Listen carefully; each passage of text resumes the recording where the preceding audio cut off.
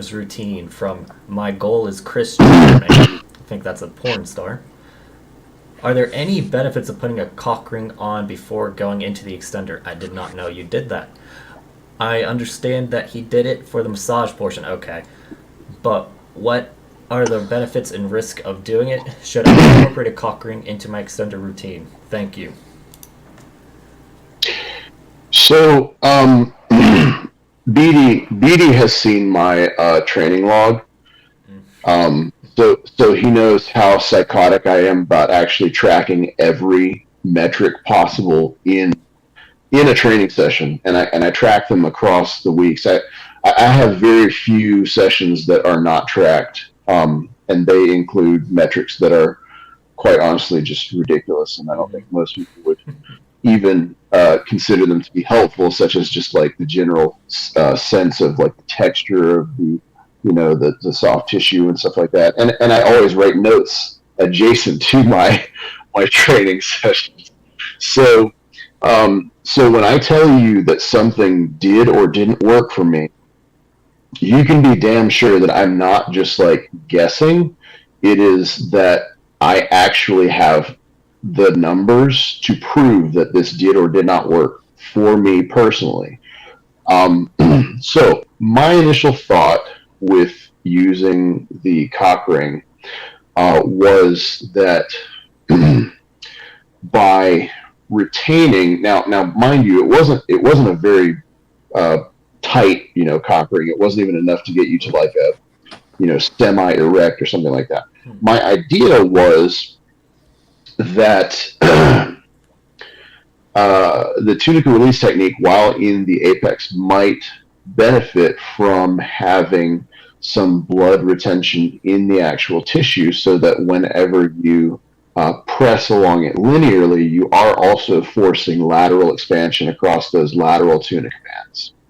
So I thought maybe that there was an aspect that we could get by doing it that way. My idea was sort of like, well, if you wanted to increase the elasticity of like those long balloons, so like which one would be easier to sort of massage and to get expansion out of, is like a one that's like completely deflated or one that is like slightly inflated massage.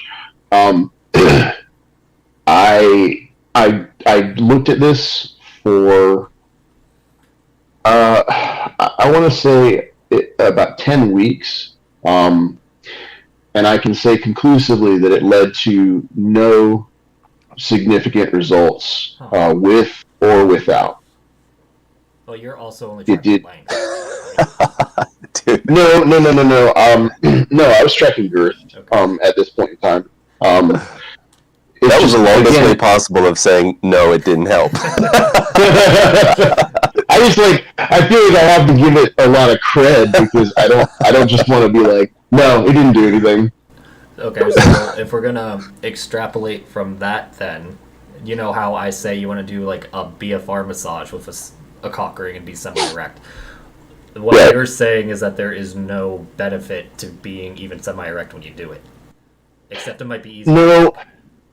No, I don't think in the case of doing the tunica release while I was in the apex, I did not see a significant increase in expansion or elongation.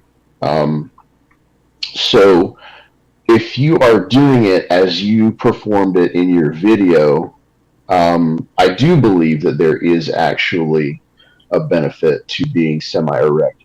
Even if it's just, it's a little easier to handle if you are semi-erect. I also believe that the tissue being a little bit more rigid, so that you have something to sort of press into that resists. Because what we're looking for in the case of the superficial and deep fascia and the tunica is we're looking for shearing forces. We're not necessarily looking to do any kind of like real damage. We're providing what we like to call slide. So to that effect, it's sort of like performing myofascial release on people who are like really fat.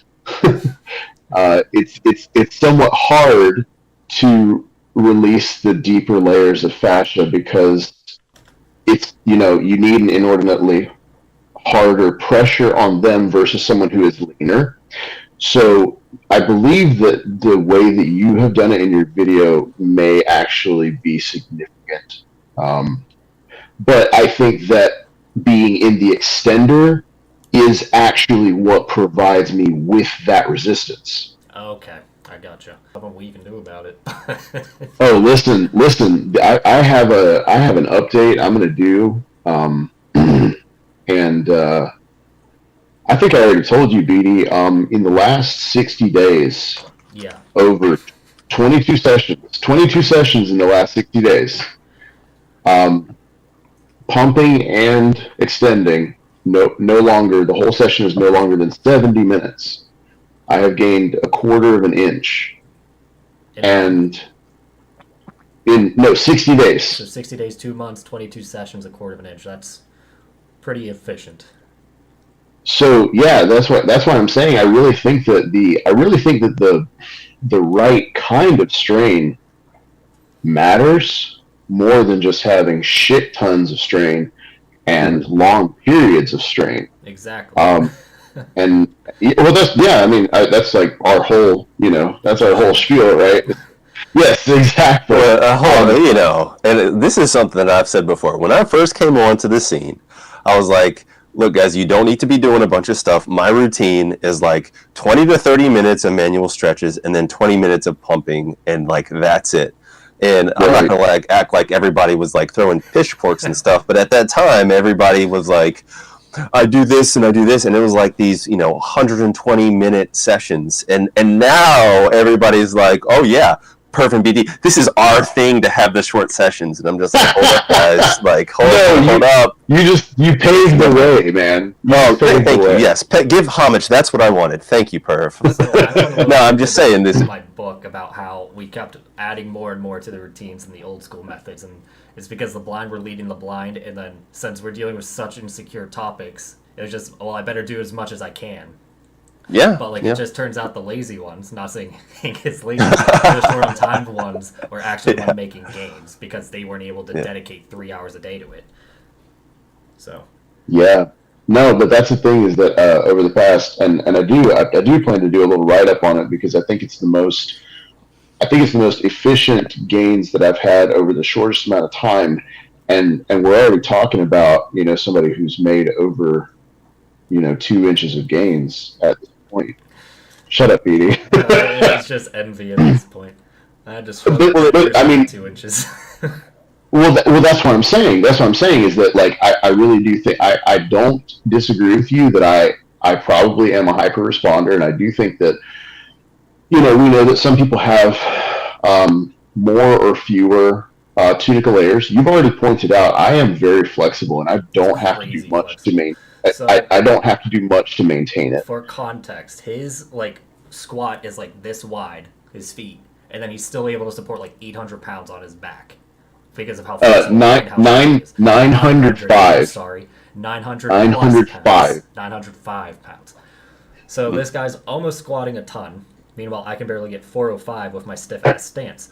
So there's clearly some genetic variance here, but sure, yeah, absolutely. That, and he is extremely skilled in what he does. And you add the anomaly to it. It's all I just wanted to preface is that his gains are not typical. They're not. But I do think that more people could have atypical responses if we change the dogma that you need more work than you need rest. Because clearly, 60 days, 22 sessions, 70 minutes per session. You do that math, and I mean, what is the the ADS guys are out here saying it takes 1,000 hours to gain an inch. That is an old topic, or adage. Right. But I mean, it's still one of these things that I see pop up every once in a while. But no, I just again, and I think that's just I'm not going to beat that topic to death, but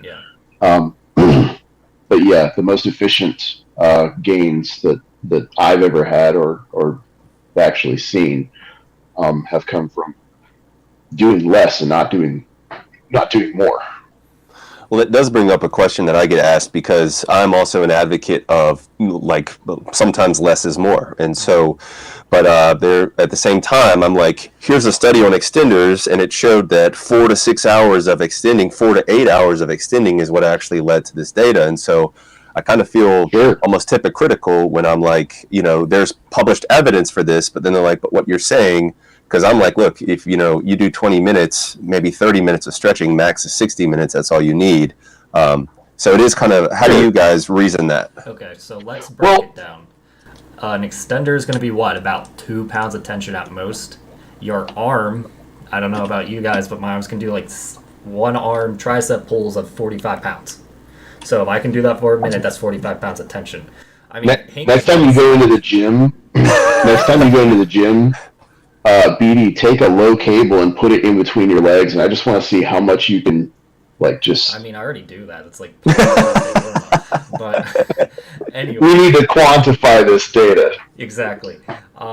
So we have the spectrum of work, and the less weight you use, the more time you need, and vice versa.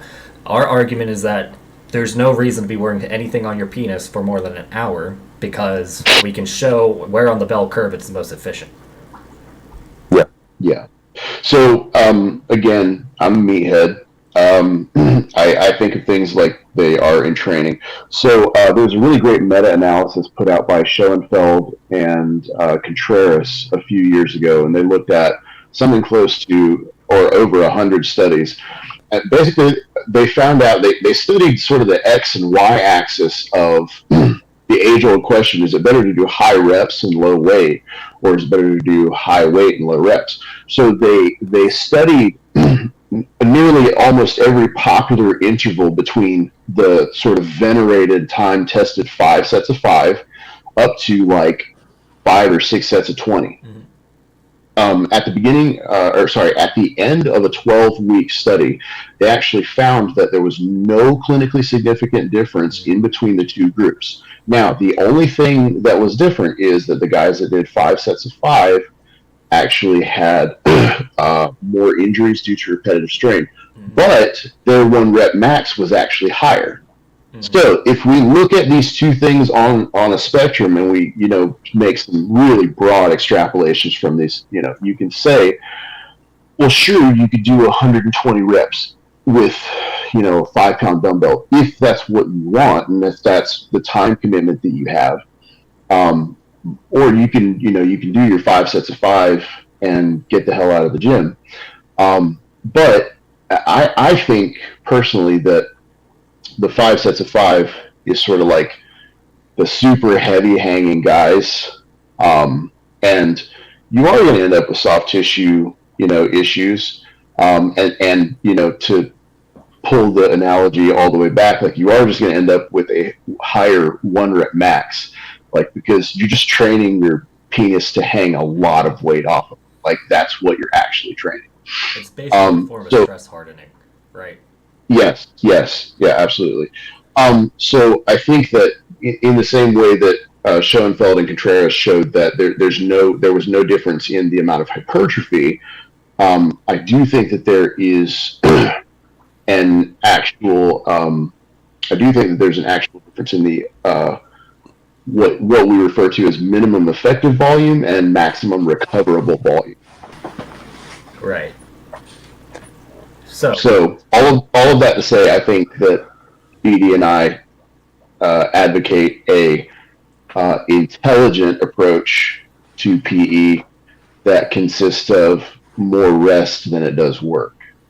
So I don't think you're being a hypocrite. I think you are citing something that is very valid because yes, there's evidence for it. Unfortunately, I mean, to my knowledge, there's no, and there probably won't be for a little while. There's no data available on high tension extending or high tension hanging. No. But again, we have all the anecdotal data to show that people get